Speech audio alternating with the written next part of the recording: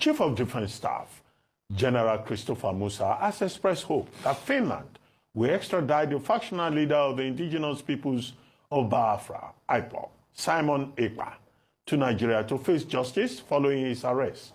The Finnish National Bureau of Investigation said Ekpa was remanded on suspicion of public exhortation for an offense committed with terrorist intent. He is charged alongside 4 others. Ekpa has been a strong proponent of sit-at-home directives in the southeastern states, despite the mainstream leadership of the indigenous people of Biafra suspending the exercise.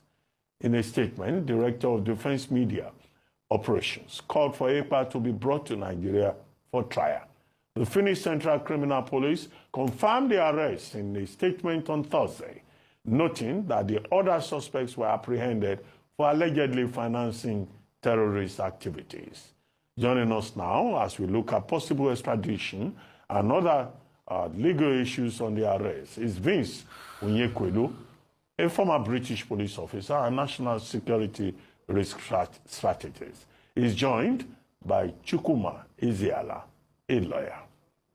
Gentlemen, good morning, and thank you very much for joining us.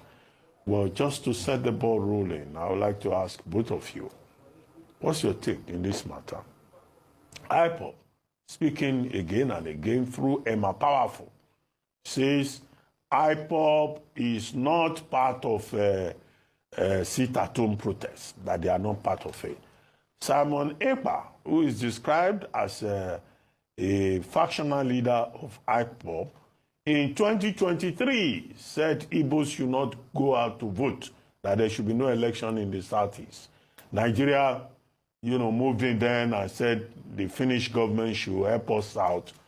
Well, this time around, he's now been arrested, we're told, by the Finnish investigation department, in issues relating to terrorism and conspiracy and all of that. What do you think? Chief of Defense Staff wants him extradited to Nigeria so that Nigeria can insist properly on its own sovereignty and say nobody should stay outside and be throwing stones into Nigeria. Well, is he guilty? As yes, okay. So very good. Yes, thank you, Dr. Abati, for this wonderful opportunity, and to all of you here. Number one is, this is not a court of law to say whether Ekpa is guilty or not guilty. What he's being charged for is terrorism, or what he's arrested for is terrorism, this time international terrorism. And the question becomes, is it an issue in which he can be extradited to Nigeria? Nigeria has laid the complaint, terrorism for us all is an international crime. And if it is an international crime, by the Rome Statute, all countries must cooperate in the punishment, in the arrest, punishment, and prevention of terrorism. All countries, point of correction. All countries that are all countries that are signatory to the Rome Statute. 124. Yes, all countries that are signatory to the Rome Statute. And in this case, Nigeria is a signatory to the Rome Statute, and Finland is also a signatory to the Rome Statute. So, under that, he can be tried in Nigeria. He can also be tried even in Finland. Now, the question becomes, should he be extradited? Do we have a because for you to extradite, usually there should be a bilateral agreement. And from all indication, Nigeria do not have a bilateral agreement with Finland.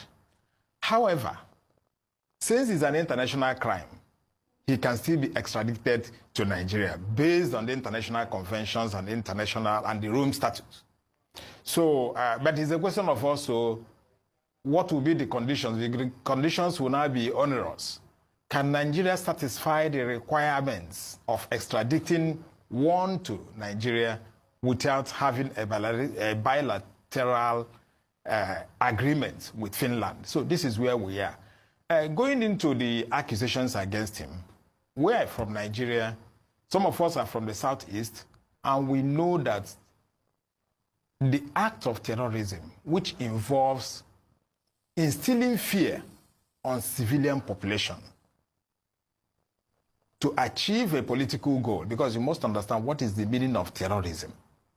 Are you using unconventional means to instill fear on citizens in order to achieve a political goal?